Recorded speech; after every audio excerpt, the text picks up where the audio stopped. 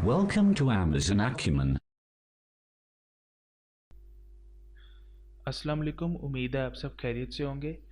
आज की वीडियो में मैं आपसे दो बहुत इम्पोर्टेंट अमेज़ॉन लेबल्स के बारे में और कोड्स के बारे में डिस्कशन करूंगा, जो कि स्क्रीन में आपके सामने नज़र आ रहे हैं।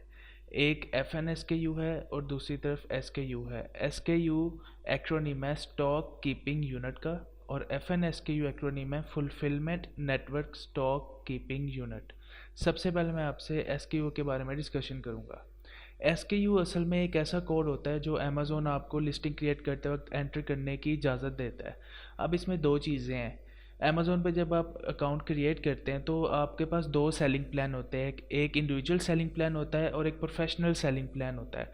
अगर तो आपने इंडिविजुअल सेलिंग प्लान के ऊपर अमेज़ोन पे आप सेलिंग कर रहे हैं तो उस वक्त अमेज़ोन खुद से आपको एक रैंडम कोड जनरेट कर देता है आपकी प्रोडक्ट का, यानी कि रैंडमली आपको एक SKU दे देता है आपकी एक पर्टिकुलर प्रोडक्ट का।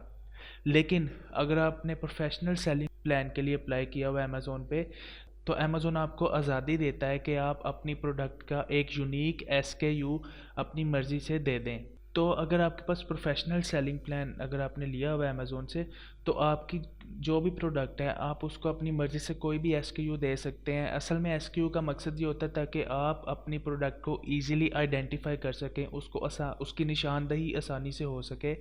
वो आपकी अपनी निशानदही के लिए बहुत ज़रूरी है।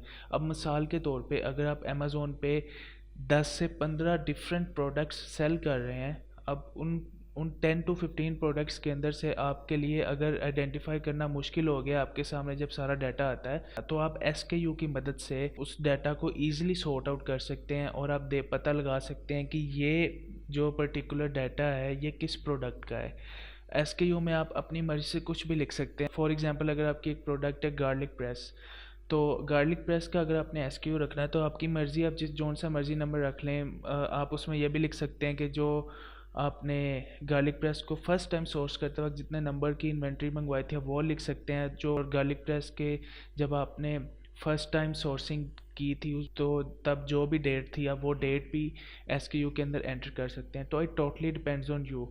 ये मैंने नीचे आपको एग्जांपल दी हुई है, कुछ इस तरह का दिखता है SKU। तो इस तरह से अमेज़ोन आपका SKU जो है वो शो करवाता है। इस फॉर्मेट में आपका SKU अमेज़ोन पे स्टोर होता है।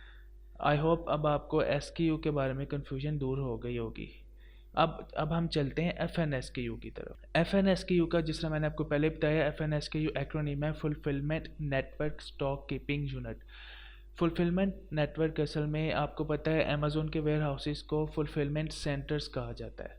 तो अमेज़ोन के वेयर हाउसेस में जब इन्वेंट्री आपकी स्टोर होती है तो तब अमेज़ोन उस इन्वेंट्री को ईज़िली आइडेंटिफाई करने के लिए, उसकी आसानी से निशानदही करने के लिए आपको कुछ FNSKU लेबल्स देता है आप जब अपना शिपमेंट प्लान क्रिएट करते हैं।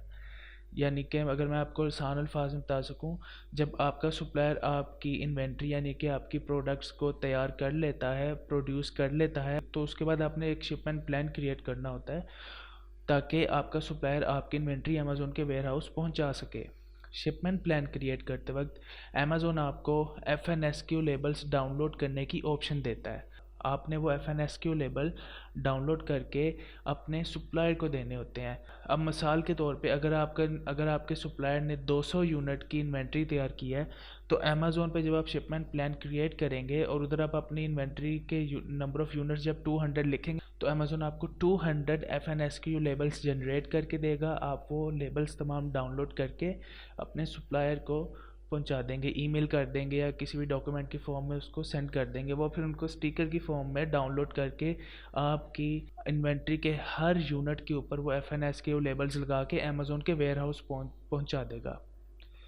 इस तरह जब आपकी इन्वेंट्री FNSKU लेबल्स के साथ अमेज़ोन के वेयर हाउस में पहुंचती है, तो अमेज़ोन जब इन FNSKU लेबल्स को हर प्रोडक्ट के ऊपर स्कैन करता है तो अमेज़ोन को ईज़िली पता चल जाता है कि ये प्रोडक्ट आपकी प्रोडक्ट है, क्योंकि FNSKU लेबल दो असल में कोड से बनता है। FNSKU लेबल जो है वो दो कोड्स का मजमूआ है। ये इसमें दो कोड्स इनक्रिप्ट होते हैं, एक आपकी एसिन प्रोडक्ट एसिन और दूसरा आपका SKU नंबर जो आपने दिया होता है।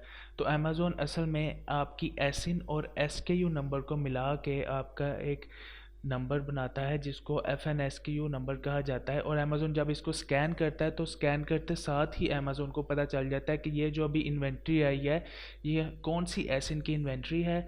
तो अमेज़ोन उस हिसाब से अपने फुलफिलमेंट नेटवर्क के अंदर अप्रोप्रिएट शेल्व्स में आपकी इन्वेंट्री को स्टॉक कर देता है।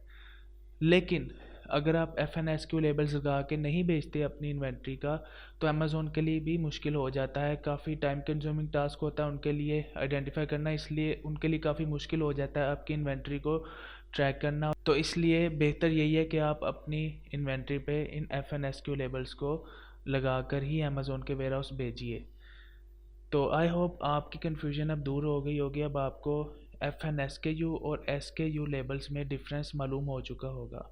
अगर आपका आज की वीडियो से रिलेटेड कोई भी क्वेश्चन है, आप मेरे से कमेंट सेक्शन में पूछ सकते हैं। Thank you.